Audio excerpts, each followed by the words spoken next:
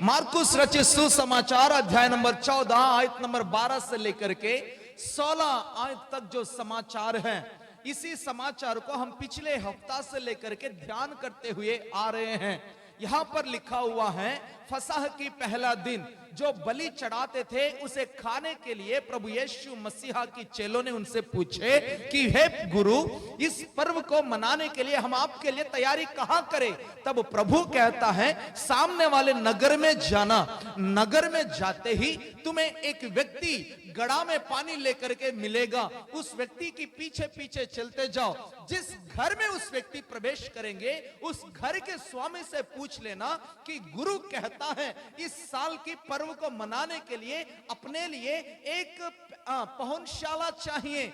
मेरी पहुंचशाला कहां है? प्रभु मांग रहा है कि मेरी पहुंचशाला कहां है? तब वे अटारी में एक कमरा, एक अटारी आपको सजी सजाई तैयारी किया गया एक कमरा तुम्हें दिखाएगा। वही हमारे लिए पर्व को मनाने के लिए तैयारी तुम्हें करनी है। यह समाचार है। पिछले हफ्ता हमने देख चुके हैं कि नगर कौन सा नगर है, यह नगर क्या है, इस नगर के बारे में हमने पिछले हफ्ता देख चुके हैं। नगर कौन सा है? यह नगर कौन सी है? बोलिए। यरूशलेम, जो नया यरूशलेम है, जिसे हम कहते हैं अभी स्वर्ग का नगर है। Hallelujah, hallelujah. आगमन का समय करीब है। परमेश्वर के वचन में बहुत कुछ छुपा हुआ बातें हैं। उन बातों को समझकर अपने जीवन में इसे लागू करने से, इसके अनुसार चलने से प्रभु की आगमन के समय से पहले औरों को हम बचा सकते हैं। Hallelujah, hallelujah. एक व्यक्ति जो कोई इस धरती में पैदा होता है, उस व्यक्ति अकेला आता है पर वो परिवार बनाकर चला जाता है। अगर एक बीज पेड़ बनने के बाद फल नहीं फलता है, ऐसे पेड़ को क्या किया जाएगा? काट दिया जाएगा। यही प्रभु की वचन भी कहता है। प्रभु इस तरह एक उदाहरण कहता है। एक दाखलता की बारी थी। उस दाखलता की बारी में एक अंजीर की पेड़ थी और उस पेड़ के पास मालिक ने कई बार आकर के देखा। साल में 3 साल हो चुके हैं समय, 3 बार उन्होंने आकर के, कई बार आकर के उन्होंने उस पेड़ में फलों को ढूंढने आता था, लेकिन फल नहीं दिखता था, फल नहीं मिलता था। तब उन्होंने क्या कहा, मालिक ने माली से, देखो इस पेड़ यहां होने से हमारी जमीन खराब है और इस पेड़ यहां पर होने से यहां फसल भी नहीं उग रहा है। इस पेड़ के खातिर ये जो बेफल की बेवजह से या फायदा के ये जो पेड़ यहां खड़ी है, इससे कोई हमें फायदा नहीं है, इसको काट देना। काटने के बाद प्रभु वहां पर दाखलता लगाने के लिए विचार करता है मालिक, लेकिन मालिक कहता है, प्रभु थोड़ा समय और दे दो, 1 साल समय और दे दो मुझे, इसकी चारों तरफ मैं खोदूंगा, खाद डालूंगा, पानी दे दूंगा। अगले साल तक अगर ये पेड़ नहीं फला हो, जैसे आपने कहा वैसे इसके साथ हम कर लेंगे। इसका मतलब यहां पर मालिक जो है परमेश्वर है। मालिक कौन है? परमेश्वर है। और ये अंजीर का पेड़ जो है आप हो। हालेलुया। दाखलता की जो बारी है, दाखलता की जो वाटिका है, ये दुनिया है। इस दुनिया में प्रभु ने आपको अंजीर की पेड़ के समान लगाकर रखा है और प्रभु विचार करता है, इच्छा रखता है कि आप फले, प्रभु की वचन को सीखे और उसमें फलवंत हो जाएं, औरों के लिए उदाहरण बन के ठहरे। इस तरह के फल अगर आप नहीं फल रहे हैं तो प्रभु इस पेड़ को काटने को इजाजत दे रहा है। लेकिन माली कहता है, प्रभु थोड़ा समय और दे दो। माली यहां पर परमेश्वर का दास है। Hallelujah, hallelujah. एक दिन ये जो लड़का है, इस लड़की को बहुत तेज से मारा या काटा है, मुझे याद नहीं है। दो सेकंड पहले ही इसको नहवा के लेकर आया था मैंने, नंगा था। इसने लड़की को, छोटी बेटी को इसने धक्का मारा, उनको चोट लगी। तुरंत उनकी मां ने धे थप्पड़ एक तेज से दे दी। फिर इसने चिल्लाया, बहुत तेजी से चिल्लाया। फिर मैंने इसको लिया अपने हाथों में और लेकर के समझाया। इसका मतलब यह नहीं है कि मैं नहीं मारता मैं भी देता हूं, इसका जो भी बनता है इसका इनको देना ही पड़ता है। लेकिन अगर परिवार में पति और पत्नी के बीच में लड़का पर कोई गुस्सा हो रहा है, दूसरा व्यक्ति उसको क्या करता है? लाड लेता है, उन्हें बचाने की कोशिश करता है। वैसे ही परमेश्वर क्रोध करने से हमें बचाने वाला, हमें संभालने वाला या हमें समझाने वाला परमेश्वर का दास है। Hallelujah, hallelujah. परमेश्वर के दास, परमेश्वर ने उठाया हुआ उस कुल्हाड़ी को इस पेड़ पर नहीं लगने देंगे, अपना गर्दन बीच में रख लेगा। वो है प्रभु की सेवकाई, वो है परमेश्वर का दास। इस तरह प्रभु के दास कलीसिया और परमेश्वर के बीच में खड़ा होकर के अपनी याजकत्वता की सेवा करने पर बहुत सारे विश्वासी आज अपना अच्छी रीति से जिंदगी जी पा रहे हैं। अगर प्रभु ध्यान से देखे, परमेश्वर की उपस्थिति में कोई खड़ा नहीं हो सकते हैं, प्रभु की वचन कहती है। हालेलुया।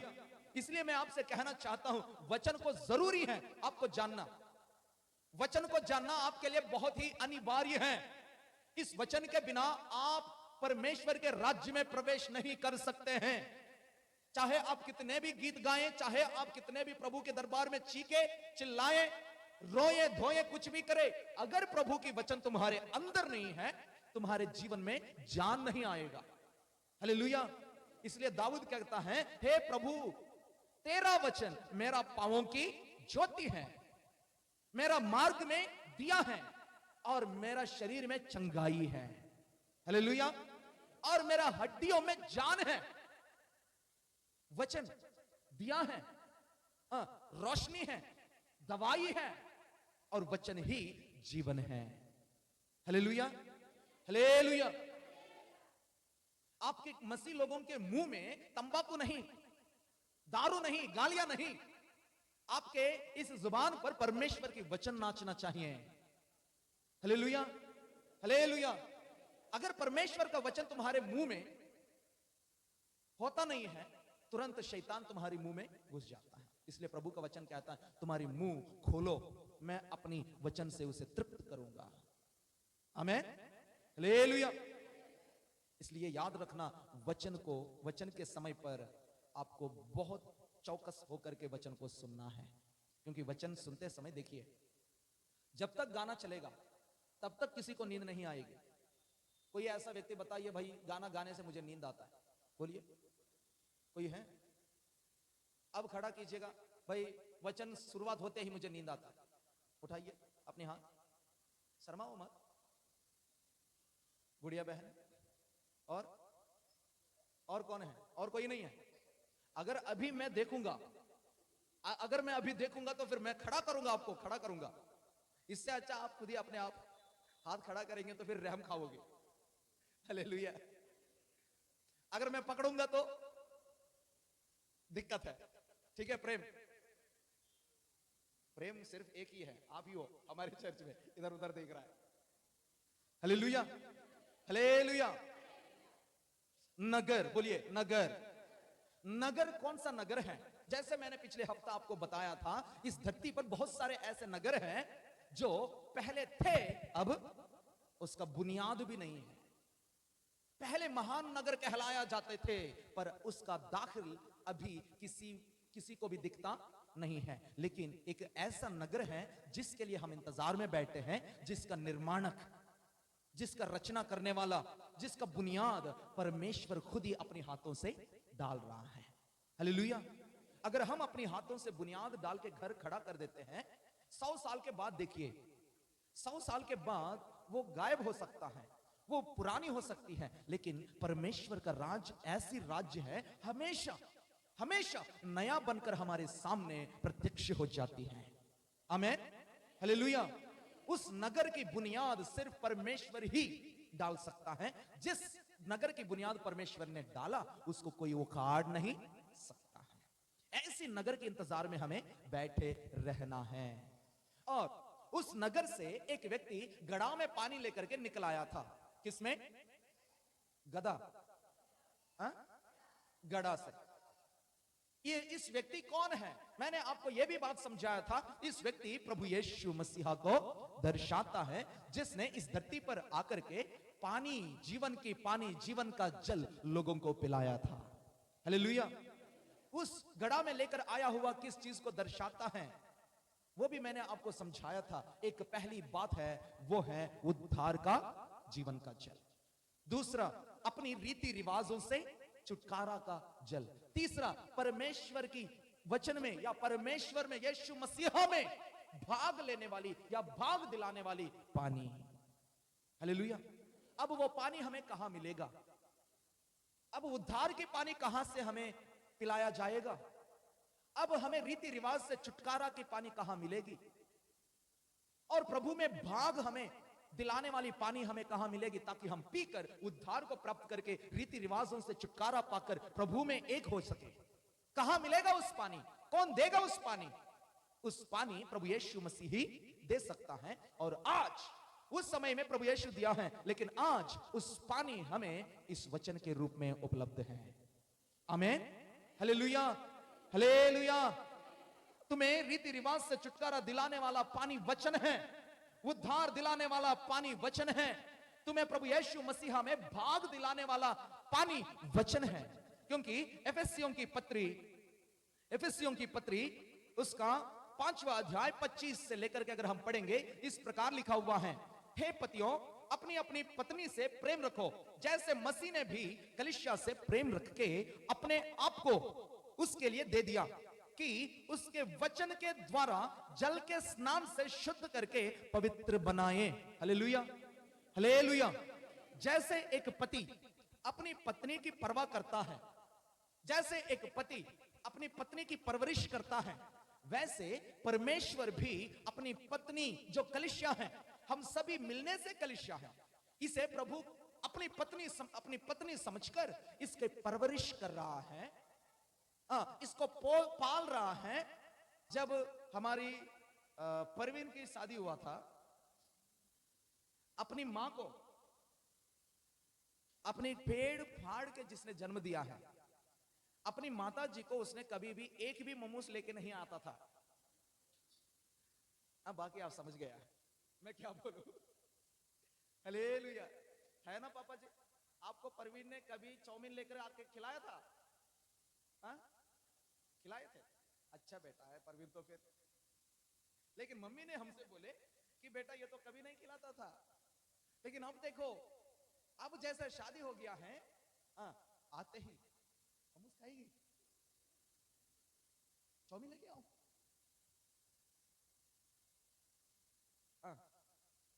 इस तरह जैसे पति अपनी पत्नी को प्रेम करता है, प्रेम में से परवरिश या रक्षा करने की स्वभाव आ जाती है। और कहीं पे भी जाए और कहीं पे भी हो, कितने भी व्यस्त हो काम धामों में, समय में, दिन में कभी ना कभी कम से कम एक बार तो अपनी पत्नी और बच्चे याद आ जाते हैं। जितने भी खराब पति भी क्यों ना हो, उसे अपनी पत्नी और बच्चे याद आ जाते हैं। जैसे पत्नी को पति परवरिश करता है, वैसे प्रभु भी हमारी सबकी परवरिश करता है। हालेलुया। आप कभी भी ये ना बोले कि मेरा प्रभु मुझे छोड़ दिया। आप कभी भी ये ना कहे कि इस तरह की क्लेश मेरे जीवन में आ रहा है तो मेरा प्रभु कहां है। नहीं, हमेशा याद रखिए, जिस तरह की जो योजनाएं खराब होते हुए तुम्हें दिख रहा है, जो भी आपने प्लान किया, जो भी कदम आपने उठाया, लेकिन आगे नहीं बढ़ पा रहा है, खराब हो रहा है, प्रार्थना कर रहे हो लेकिन फिर भी सफलता नहीं मिल रही है, तब तुम्हें समझना चाहिए कि ये जो योजना मैंने किया था, इसको परमेश्वर खराब इसलिए कर रहा है क्योंकि ये जो योजना मैंने किया, इस योजना के द्वारा इस योजनाएं मुझे खराब करने वाला है। इसका मतलब मुझे खराब करने वाला जो भी योजना क्यों ना हो, उसे प्रभु खराब जरूर करेंगे। आमीन, हालेलुया। तुम्हें गिराने वाला योजना कुछ भी हो, उन योजनाओं को प्रभु गिरा देंगे। चाहे तुम्हारी खुद की योजना क्यों ना हो, चाहे तुम्हारे खिलाफ किसी और का भी योजना क्यों ना हो। वैसे ही जिस तरह एक पति अपनी पत्नी की परवरिश करता है, वैसे ही मेरा परमेश्वर अपनी कलीसिया की परवरिश इस तरह कर रहा है, जैसे स्नान करते हैं शुद्ध जल से। जब एक व्यक्ति की स्नान होने से उनको जिस तरह फ्रेशनेस लगता है, वैसे ही परमेश्वर अपनी कलीसिया को अपना वचन से हमेशा स्नान कराते हुए उनकी परवरिश कर रहा है। आमीन, हालेलुया। उनकी उस कलीसिया की पालपोस कर रहा है, उस कलीसिया की रक्षा कर रहा है इस वचन से। इसलिए कभी कभी हमारे घर में खतरनाक चीजें आ जाते हैं, खतराएं आ जाते हैं, हमारी परिवार बहुत उलझनों में पड़ जाता है। कारण क्या है पता है? वचन की जो पहरा है ना, वचन से हमेशा हम अपने परिवार के चारों तरफ पहरा बांधना चाहिए, अपने बच्चों के चारों तरफ पहरा बांधना चाहिए। इसलिए विलाप गीत की पुस्तक में लिखा हुआ है, रोहाई करने वाले औरतों को बुलाओ, औरतों को बुलाओ जो रोहाई करने वाले हैं। रोहाई करने वाले किस लिए भाई? रोवाई करने वाले परमेश्वर के सम्मुख में आकर के रोएंगे अपनी बच्चों के प्राण के लिए। आमीन, हालेलुया। अपनी बच्चों के प्राण के लिए रोवाई करने वाले औरतों को बुला ले आना, ताकि वो अपनी रोवाई के द्वारा, अपनी प्रार्थना के द्वारा अपनी बच्चों के चारों तरफ वो पहरा बांधेंगे। क्या आप अपनी बच्चों की या परिवार के चारों तरफ पहरा बांध रहे हो? पहरा अगर खराब हो जाती है क्या होगा? क्या होगा बताइए? परमेश्वर का एक दाखलता की वाटिका है, अंगूर की वाटिका है। देखिए यशायाह की पुस्तक अध्याय नंबर 5, जल्दी से पढ़िए। यशायाह की पुस्तक अध्याय नंबर 5 पहली आयत से पढ़िएगा।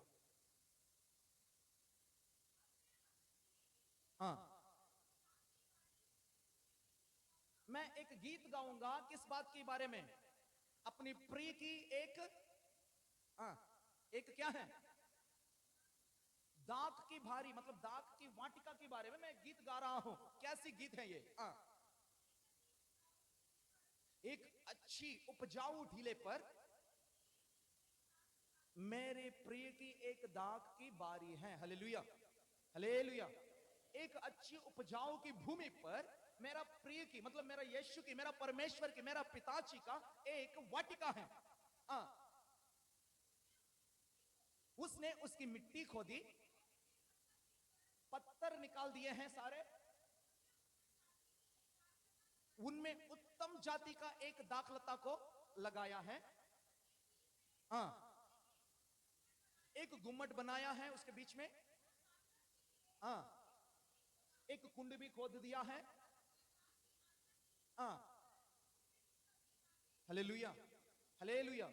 परमेश्वर ने एक अच्छा टीले पर, एक अच्छा उपजाऊ भूमि को देखकर उस मिट्टी को खोद दिया। खोद के उसमें जो पत्थर हैं, सारे खराब चीजें हैं, प्लास्टिक हैं, सारी चीजों को निकाल दिया है। अभी कोई भी खेती करने वालों को अगर हम देखेंगे, कोई भी फसल डालने से पहले खेती की जुताई होती है, खेत की जुताई हो जाती है। कारण यही है, जुताई होने से उसमें अगर कुछ पत्थर वत्थर हैं वो निकल जाएगा, निकालने के लिए है। और उस खुदाई होने के बाद उसमें बीज बोया जाएगा।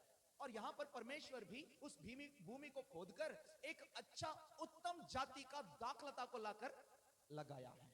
और उन्होंने आशा रखा है कि इस दाखलता उत्तम जाति का है, ऐसी अतला पुतला जाति का नहीं।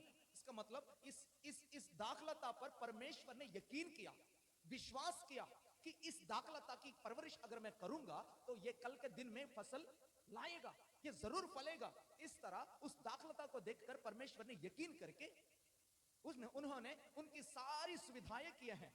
और पहले से ही एक अच्छा घुमट बना के रखा है, अच्छा घुमट बना के रखा है, ताकि कोई भी घुमट किस लिए बनाते हैं? मक्का की खेत देखे हैं आपने? मक्का की खेत, उस खेत में घुमट बना रखेगा, बनाएंगे। क्यों? क्यों पापा जी? मक्के बचाने के लिए। किस चीज से? चिड़िया से, बंदरों से, सारी प्रकार की जो भी चीजें इस फसल को खराब करने वाली चीजें आएंगे, उससे बचा के रखने के लिए, ताकि वो देख पाए अच्छा से क्या आ रहा है, क्या जा रहा है, हर चीज को ये अच्छा से देख पाए। इसलिए उन्होंने एक गुम्मट भी बनाकर रखा है। इसका मतलब परमेश्वर इस दाखलता को देखते रहने के लिए अपनी सुविधा करा के रखे हैं। इससे हमें समझना चाहिए, अगर आप एक उत्तम जाति की दाखलता हो, तुम्हारे ऊपर परमेश्वर का नजर हमेशा बनी रहेगी। आमीन, हालेलुया। गुमट परमेश्वर की नजर हम पर बने रहने की दर्शाता है। और इतना ही नहीं, प्रभु ने एक दाखरस निकालने के लिए कुंड भी खोद रखा है। अभी अभी लगाया है पौधा, लेकिन उन्होंने कुंड भी खोद के रखा है। देखिए उम्मीद, देखिए परमेश्वर का उम्मीद देखिए आपके ऊपर। परमेश्वर ने यकीन किया, अगर मैं इस बहन को बचाऊंगा, अगर मैं इस परिवार को बचाऊंगा, अगर मैं अपने दास को लेकर जाकर इस व्यक्ति के पास सुसमाचार को पहुंचाऊंगा, तो फिर इस व्यक्ति के द्वारा इनकी पूरी इलाका में सुसमाचार फैलेगी, या इस परिवार के द्वारा मेरी महिमा होएगी, इस परिवार को देखकर लोग मुझे पहचानेंगे। इस तरह की उम्मीद परमेश्वर आपके ऊपर रखकर बैठा है। लेकिन आखिर में जब फसल उगा था, जब फसल आया था, कैसे दाग आया है वो, कैसे अंगूर फली, मेरा मुंह में क्या है, वहां देखिए कैसे फल फला है वो, निकम्मा, निकम्मा फल उसने फला। अलग अलग भाषा में अलग अलग रीति से लिखा है। इस निकम्मा शब्द को ऐसे भी लिखा गया है, वहां कड़ुआ, कड़ुआ फल उस दाखलता ने फला। वैसे तो अच्छा सा, मीठा सा, उत्तम दाखलता है वो, उत्तम चीज है। पता है परमेश्वर के नजर में आप उत्तम हो, इसलिए प्रभु ने आपको दुनिया में इतने सारे लोग होने से भी आपको इस जगह में बुलाकर लेकर आया। प्रभु सबके लिए दरवाजा खोलते हैं, परंतु कुछ लोग नकारते हैं, कहते नहीं नहीं हमें नहीं जाना, मुझे टाइम नहीं है। जो व्यक्ति परमेश्वर के लिए टाइम नहीं दे सकते हैं, क्या कैसे उम्मीद रखोगे कि परमेश्वर आपको भी टाइम दे अपना? अगर आप अपनी टाइम परमेश्वर को दे नहीं पाते हो। एक बहन कल शाम को एक आराधना हुआ है यहां पर, उन अपना रवि किरण नामक एक व्यक्ति है, उस व्यक्ति ने प्रभु के पास चले गए और वे प्रभु की सेवकाई करने के लिए बहुत जुनून रखते थे। उनकी पत्नी गवाही दे रहे हैं कि मेरा पति को मैंने कभी भी ऐसा नहीं देखा, जब से उन्होंने यीशु मसीहा को पहचाना, प्रभु में आए, तब से वो मरने से पहले वक्त तक मैंने कभी ऐसा नहीं देखा कि नहाने के बाद, नाश्ता करने से पहले घुटने टेक कर प्रार्थना नहीं किया हो। एक दिन भी ऐसा नहीं गुजरा कि घुटने टेक कर उन्होंने प्रार्थना नहीं किया हो। उम्र बढ़ने पर, जवानी में घुटने टेक कर दुआएं करना तो ठीक है, लेकिन बीमार पड़ने के बाद भी, उम्र चढ़ने के बाद भी वो घुटने टेक कर ही दुआ करता था। हालेलुया। देखिए उनके अंदर उम्मीद और इच्छा, परमेश्वर के साथ ईमानदारी। प्रभु को ईमानदारी लोग चाहिए, विश्वास के योग्य लोग चाहिए। उन पर विश्वास करना, आपका विश्वास कुछ भी नहीं है जितना प्रभु ने तुम पर विश्वास रखा है। अगर प्रभु ने तुम पर रखा हुआ उस विश्वास को तोड़ोगे, तो कैसे विश्वास करोगे कि मेरा प्रभु मेरे लिए कुछ करेंगे? हालेलुया। तो ये जो उत्तम दाखलता जो है, आखिर में ये फला है कड़ुआ फल। कड़ुआ फल फलने से क्या हुआ है, देखिए आगे पढ़ते हैं। हाँ हाँ हाँ हाँ हाँ हाँ हाँ, मेरा दाख के लिए मुझे क्या और क्या करना चाहिए? कुछ ऐसा चीज नहीं है जो मैंने नहीं किया मेरा दाख के लिए। इसे फलवंत होने के लिए मैंने हर एक प्रकार की चीजों की इंतजाम मैंने कर लिया हूं, पर फिर भी इसने अच्छा फल नहीं फला। तो उन्होंने क्या किया है, देखिए। हाँ हाँ हाँ हाँ हाँ हाँ। हालेलुया। मैं उसके कांटे वाले बाड़े को उखाड़ दूंगा। मतलब देखिए, परमेश्वर दाख दाख की बारी में गुम्मट लगाना ही नहीं, गुम्मट पर खड़ा होकर के दाख की परवरिश करना ही नहीं। अगर कहीं गलती से ढेर हो जाता है, किसी भी जंगली जानवर आकर के इस दाख लता को उखाड़ सकता है, इसलिए उन्होंने पहले से ही काट की भारी उन्होंने बाड़ा उन्होंने लगा रखा है। हालेलुया। मतलब चारों तरफ दाख की बारी की चारों तरफ कांटों की बाड़ा उन्होंने लगा रखा है। अब वो क्या करने वाला है, मैं उस बाड़ा को निकाल दूंगा। हालेलुया। अगर हम भी इस दाख की बारी के समान प्रभु के सामने हैं, याद रखना आपके चारों तरफ परमेश्वर ने कांटा की बाड़ा लगा रखा है, ताकि कोई भी जंगली जानवर तुम पर हमला ना कर पाए और तुम पर युद्ध करते हुए तुम पर चढ़कर तुम्हें फाड़ ना पाए। अगर उस फल जिस तरह की उम्मीद प्रभु ने तुम पर रखा है, उस उम्मीद के अनुसार हमारी परिवर्तन नहीं हो रहा है हमारे जीवन में, उस उम्मीद के अनुसार चाल हम नहीं चल पा रहा है, तो याद रखना प्रभु पहले उसके बाड़ा खोल देंगे। बाड़ा खोल देंगे, तब क्या होगा, पढ़िए। हाँ जल्दी। उखाड़ दूंगा। हाँ हाँ, देखिए यहां पर दीवार भी है। क्या है, दीवार। इससे आप समझ जाइए कि एक दाखलता को, एक दाख की बारी की परवरिश करने के लिए परमेश्वर ने क्या क्या नहीं किया। वैसे ही अगर इस तरह प्रभु हमें समझाने की कोशिश कर रहा है कि जिस तरह इस दाखलता की परवरिश हो रही है, उसी तरह मैं अपने बच्चों का भी परवरिश करता हूं। आमीन, हालेलुया। अपने लोगों का भी परवरिश वो करते हैं। वो दीवार खड़ा किया है और कांटे की बाड़ा खड़ा किया है, बीचों बीच घुम्मट लगाकर रखा है और अंगूर की रस निकालने के लिए खोद कर एक वो भी कुआं भी बनाकर रखा है और इंतजार कर रहा था कि ये फले। एक बार, दो बार, तीन बार, कई बार परमेश्वर ने देखा, लेकिन अच्छा फल नहीं फला है, तो फिर खतरा खतरा हमारे जीवन में जारी होगी। इसलिए याद रखना, परमेश्वर के लिए हमेशा हमें समय देना है। परमेश्वर का वचन ही हमारी बाड़ा है। आमीन, हालेलुया। दाऊद कहता है, प्रभु, हे प्रभु, मैं तेरा वचन को अपने हृदय में लेकर के रहूंगा, ताकि मैं पाप में गिर ना पाऊं, ताकि मैं पाप में गिर ना पाऊं, ताकि मैं पाप में गिर ना जाऊं। तेरा वचन को मेरा हृदय में लेकर के चलूंगा, अपनी हृदय की पट्टी पर लिख कर चलूंगा। वचन अपने हृदय में लिख के चलने से क्या फायदा है? फायदा है भाई, मैं पाप में गिर नहीं पाता हूं। इसका मतलब, दाऊद आप ये बात कैसे कह पा रहे हो?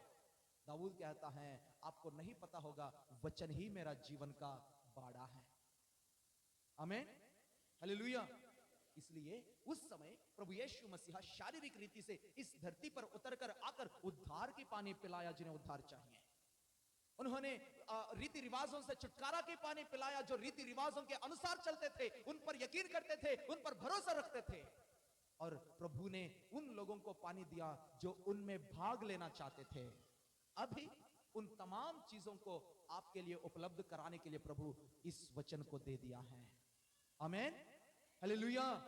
इसलिए इस वचन को कभी भी आलसी से या लापरवाही से ना देखे और कभी भी इस वचन को कुछ ना समझे। इस वचन हमारे लिए बहुमूल्य चीज है। आमीन। हर तरह हर जगह में होने वाले प्रवचन जैसा प्रवचन नहीं है कलीसियाओं में होने वाले प्रवचन। कलीसियाओं में जो प्रचार होती है वो स्वयं परमेश्वर का रूप है। हालेलुया। क्योंकि प्रभु खुद ही कहा कि मैं वचन हूं। प्रकाशित वाक्य में लिखा है, यीशु मसीहा का नाम ही वचन है। आमीन। आदि में वचन था, वचन परमेश्वर के साथ था, वचन ही। तो अभी यहां पर होने वाले प्रवचन, ये प्रवचन नहीं है, ये जो वचन है ये खुद ही प्रभु यीशु मसीह है। आमीन।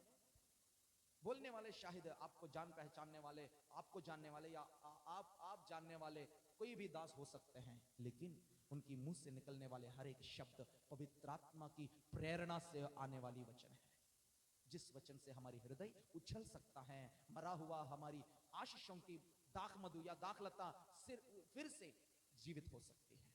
आमीन, हालेलुया। और अभी अगर हम देखेंगे, मैंने अभी तक आपको क्या क्या समझाया था। पहला, फसह क्या होती है उसको समझाया। फसह क्या है? फसह फसह इसलिए मनाया जाता था कि उस समय जैसे मृत्यु दूत ने उन बच्चों को छोड़कर शत्रु के बच्चों को मार दिया है, उसकी याददाश्त में फसह को मनाते थे। मतलब मृत्यु दूत ने हमें पार कर चुका है। पार करना, इसी शब्द को इब्रानी भाषा में फसका कहते हैं। हालेलुया। इसलिए आज भी हमें हर दिन इस त्योहार को मनाना चाहिए। इस फसका को हर दिन हमें मनाना चाहिए। कैसे? क्योंकि प्रभु की मृत्यु के द्वारा हमारे जीवन में आया हुआ मृत्यु को या अनंत काल की कुंड में डालने वाला या गिरने वाली जो खतरा है, उससे प्रभु ने हमें बचा लिया। नरक को परमेश्वर ने हमसे पार कराया है। इसलिए प्रभु की वचन के द्वारा हर दिन हमें इस फसह के पर्व को मनाना चाहिए। दूसरा, मैंने आपको समझाया था नगर क्या है। नगर स्वर्ग राज्य है। और तीसरा, मैंने आपको समझाया ये जो नगर में खड़ा हुआ व्यक्ति कौन है। उस व्यक्ति यीशु मसीह है। और व्यक्ति के हाथ में जो गड़ा है, गड़ा में जो पानी है, ये पानी कौन सी है? मैंने आपको समझाया था ये पानी तीन अलग अलग प्रकार के काम है। एक है उद्धार की पानी, दूसरा रीति रिवाजों से छुटकारा का पानी, तीसरा प्रभु में भाग वाली पानी। और ये कहां मिलेगा अभी हमें? ये भी मैंने आपको समझाया था। ये तीन चीजें अभी हमें कहां मिलेगा? प्रेम, बाइबल में से, वचन में से हमें मिलेगा। हालेलुया। कुछ दिन पहले जैसे मेरा बच्चा पैदा हुआ है, वैसे किसी एक परिवार में बच्चा पैदा हुआ था। उस बच्चा को शाम के समय अस्पताल लेकर जा रहे थे। कहां? कहां पे? अस्पताल। सुलेमान, कहां लेके जा रहे थे? जब अस्पताल लेके जा रहे थे, पीछे से उनके दादी कहने लगे, रुको रुको रुको रुको रुको। रुक गए। क्या हुआ? ये माचिस लेके जाना, माचिस की बॉक्स लेकर जाना। उनके दादा ने बोला, माचिस किस लिए? ये लाइटर लेके जाओ।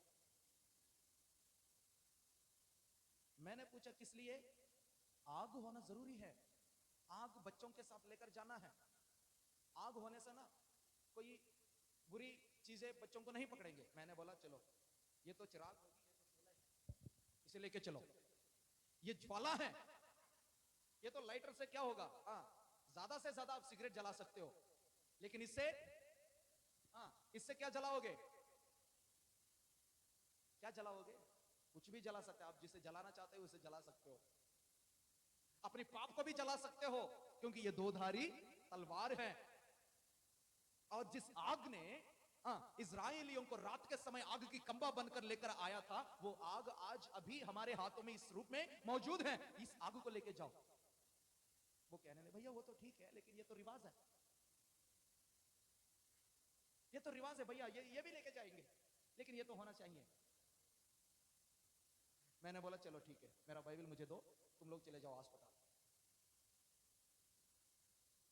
रीति रिवाज, अगर मैं उनसे पूछूं क्यों लेकर जाना है ये माचिस बॉक्स या तो या लाइटर, क्यों लेके जाना है? लेके जाना है, बड़ों ने बुजुर्गों ने ऐसे बोल दिया है, करना है। क्यों बोला? करना है ऐसे ही। कुछ तो वजह होगा उस समय के अनुसार, उस समय में कुछ तो वजह तो होगी, लेकिन उस रिवाजों के अनुसार चलना अभी ना कुछ कारण ना होते हुए अकारण उन रिवाजों के पीछे दौड़कर बहुतों ने अपनी जान को खो दिया है। ऐसे रीति रिवाजों से छुटकारा हमें चाहिए। बेंगलुरु में अभी 2-3 साल पहले अच्छे पढ़े लिखे परिवार हैं, पति और पत्नी दोनों नौकरी करने वाले हैं, एक अच्छा कॉलोनी में अच्छा घर बना के रखे हैं। उन दोनों बेटियां भी, 2 बेटियां हैं, दोनों भी अच्छे पढ़े लिखे हैं, डिग्री नहीं पीजी कर रखे हैं, पीएचडी कर रखे हैं, डॉक्टरेट कर रखे हैं उन्होंने। लेकिन उनकी रिवाजों ने उनको क्या कर दिया है? उनकी पढ़ाई को शून्य कर दिया, उन्हें अंधा कर दिया। अभी मैं अपने बच्चों को मार दूंगा, ये फिर जिंदा हो जाएंगे, दूसरा जन्म पाएंगे। उन्होंने दोनों बच्चों को, जवान लड़कियों को उन्होंने खत्म किया था। उस समय में न्यूज में बहुत हल मचा लिया। उस न्यूज ने, उस घटना ने लोगों के अंदर भय को लेकर आया था। बहुत लोगों ने भयभीत हो गए थे। पढ़े लिखे लोग रिवाजों के अनुसार चलकर वे अंधे हो गए हैं, लेकिन मेरा प्रभु तुम्हें अंधा बनाने नहीं आया, अंधों को आंख देने आया है। हालेलुया, हालेलुया, बोलो यीशु मसीह की। मेरा यीशु हमें अंधा नहीं बनाने आया, नहीं आया, पर उन्होंने हमारी बंधनों को तोड़कर हमें आजादी करने आया है। इसलिए प्रभु ने कहा कि सत्य तुम्हें स्वतंत्र करेगा और मैं ही मार्ग, सत्य और जीवन। आमीन। और अभी अगर हम देखेंगे पहुंचशाला, इस पहुंचशाला क्या है? प्रभु ने मांगा, पूछा कि मेरी पहुंचशाला कहां है? उस घर के मालिक से पूछेगा कि मेरी पहुंचशाला कहां है? मेरी पहुंचशाला, बोलिए मेरी पहुंचशाला।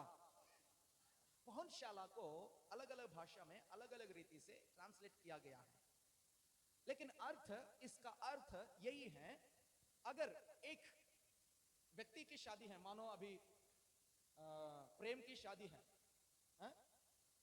इसकी मंगनी कर दिया हमने, लड़की आ गई है शादी करने के लिए, लड़का के घर में शादी है, लड़की अपनी गांव से लड़का के गांव में आएगी। यहां की रीति रिवाज और कुछ गांवों की या कुछ शहरों के हिसाब से रीति रिवाज अलग अलग है। यहां पर बारात लड़का का भी जाता है या तो लड़की का भी आती है, कई अलग अलग जगहों में अलग अलग रीति से। लेकिन बाइबल रीति के अनुसार इब्रानियों के बीच में, हिब्री लोगों के बीच में, यहूदियों के बीच में, लड़की मंगनी करने के बाद 6 महीना तक वो अलग रहेगी। 6 महीने के बाद उनकी शादी हो जाएगी। लड़का के गांव में शादी होगी, लड़की 6 महीने के बाद दुल्हन के रूप में सजा के फिर आएगी लड़का के गांव में। आते ही उनको रहने के लिए एक कमरा दिया जाएगा। कल सुबह शादी है, आज रात को लेकर आ जाएंगे लड़की को। समझ रहे हैं बात? परवीन नहीं आ रहा? हाँ, लड़की को कब लेकर आएंगे? एक दिन पहले।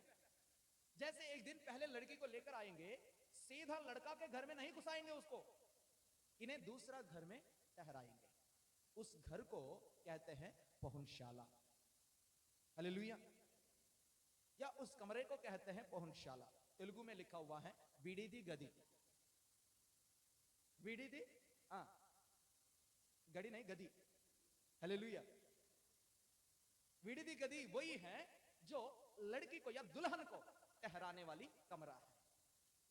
अभी दुल्हन कौन है? दुल्हन कौन है? उषा सोच रहे मैं तो नहीं हूं, ऐसे देख रहे मैं नहीं हूं भैया। दुल्हन हम सब हैं। हालेलुया। हमारा प्रभु के लिए हम सभी दुल्हन हैं, कलीसिया ही दुल्हन है। और इस दुल्हन रहने वाली या ठहरने वाली कमरा है पहुंचशाला, वो है कलीसिया। आमीन, हालेलुया। मेरी कलीसिया कहां है? मालिक से पूछिएगा कि मेरा कलीसिया कहां है, क्योंकि मेरा अपनी कलीसिया के साथ फसह की पर्व को मनाना है मुझे।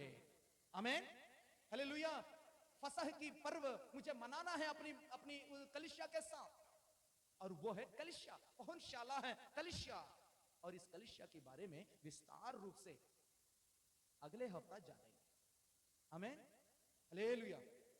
क्योंकि अभी भी अब तक तो ज्यादा हो गया होगा, कुछ लोगों को कमर में दर्द हो रही है, कुछ लोग कमरा में जा रहे हैं, कुछ को नींद लग रहा है। जिसे नींद आ रहा है जोर से बोलिए एक बार, बोलो यीशु मसीह की।